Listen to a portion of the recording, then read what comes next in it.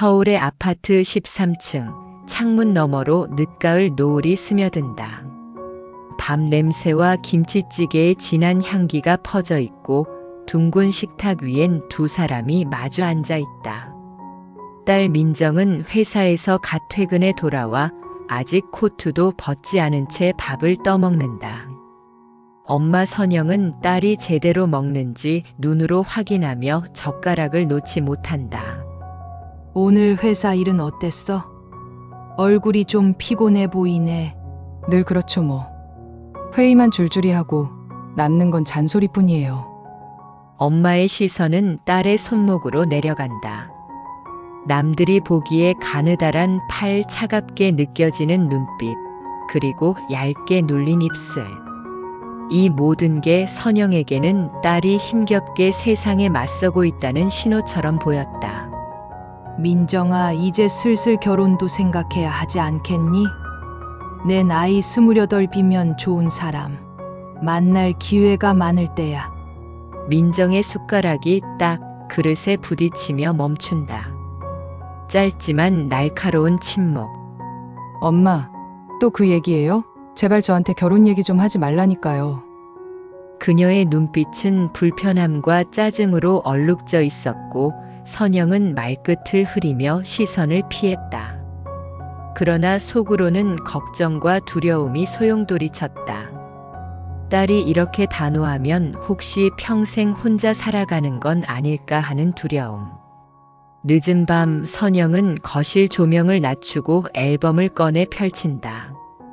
젊은 시절 자신의 웨딩드레스 사진, 신랑의 어색한 웃음, 갓난아기 민정을 안고 있던 순간들. 사진 속에서 그녀는 확실히 행복해 보였다. 그러나 그 행복 뒤에는 고단한 생활과 수많은 갈등도 있었다. 선영은 스스로에게 묻는다.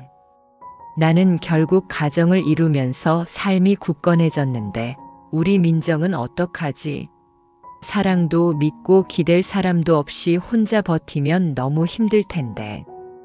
그녀의 불안은 단순한 잔소리가 아니라 딸이 자신처럼 삶의 울타리를 가질 수 있길 바라는 간절한 마음이었다. 민정은 방 안에서 노트북을 켠 채 자판을 두드린다. 그녀는 회사 보고서를 작성하는 중이었지만 머릿속은 온통 엄마의 말로 가득하다. 결혼. 왜 엄마는 늘 결혼으로 내 미래를 가두려는 걸까? 나는 내 힘으로 서고 싶은데. 내 꿈도 있고 내 방식대로 살아보고 싶은데.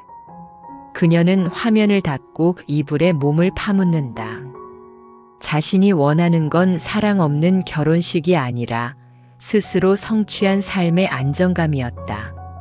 하지만 엄마는 그걸 이해하지 못한다. 주말 저녁 두 사람은 다시 부엌에서 마주 앉았다. 대화는 시작부터 삐걱거렸다.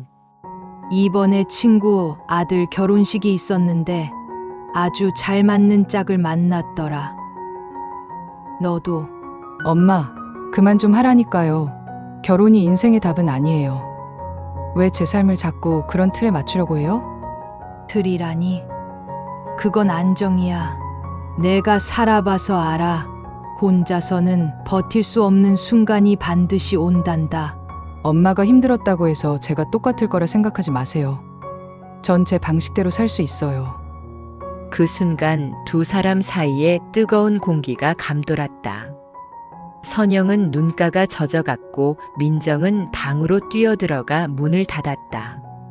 선영은 혼자 부엌에 앉아 한참을 멍하니 있었다. 그녀의 눈에는 과거의 그림자가 겹쳐졌다. 남편은 언제나 무뚝뚝했고 살림살이는 빠듯했다. 아이를 키우며 감당해야 했던 고독과 불안은 여전히 생생하다. 내가 힘들었던 건 결국 의지할 곳이 없어서였지. 민정이는 그런 고통을 안 겪게 하고 싶은데, 그런데 왜 저렇게 나를 미워하는 걸까? 그녀는 문득 깨달았다. 딸을 향한 사랑이 때로는 족쇄처럼 느껴질 수도 있다는 것을. 민정은 혼자 카페에 앉아 커피를 마신다.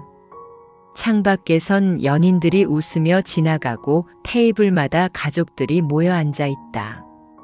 그 풍경 속에서 그녀는 혼자가 더욱 도드라졌다. 정말 엄마 말이 맞을까? 언젠가 나도 혼자가 두려워질까? 아니야, 나는 아직 젊어. 내 꿈을 이뤄야 해. 하지만 만약 실패하면? 그녀의 마음속에서도 모순이 자라나고 있었다.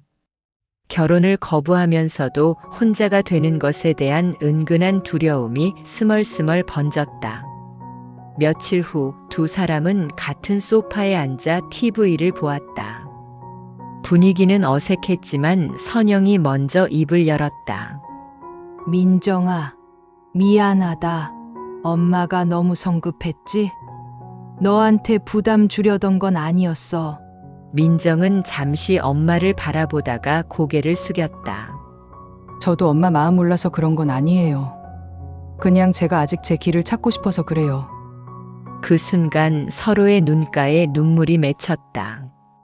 그들은 여전히 다른 생각을 하고 있었지만 최소한 서로의 진심을 조금은 이해하게 된 듯했다. 겨울이 다가오고 창밖엔 눈이 내린다.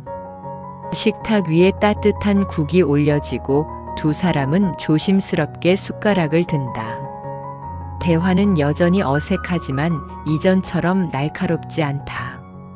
서로 다른 세대, 서로 다른 두려움. 하지만 그 차이를 인정하는 것에서부터 새로운 대화가 시작될 수 있다는 걸 두 사람은 조금씩 배워가고 있었다. 엄마와 딸 사이에는 언제나 보이지 않는 강이 흐른다. 때로는 다리 없이 건너기 힘든 강이지만 서로의 마음을 알아가려는 노력만이 그 강 위에 작은 징검다리를 놓아준다. 이들의 이야기도 아직 끝나지 않았다. 대화는 계속된다.